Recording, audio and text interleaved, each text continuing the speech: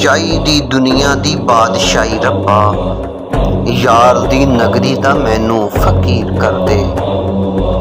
ਤੇਰੇ ਕਰਮ ਦੇ ਅਸੀਂ ਮੁਹਤਾਜ ਰੱਬਾ, ਪੱਲੇ ਅਮਲ ਨਹੀਂ ਪਰ ਤੂੰ ਤਦਬੀਰ ਕਰ ਦੇ।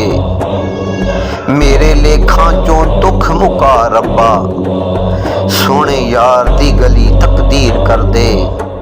तेरे बिना इस खाक दी की तफसीर, दे के वसल मुकम्मल तस्वीर कर दे।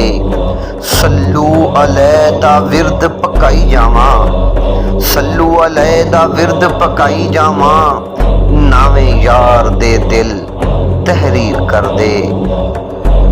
नहीं चाहिदी दुनिया दी बादशाही रब्बा, यार दी नगरी दा मैनू फकीर कर दे।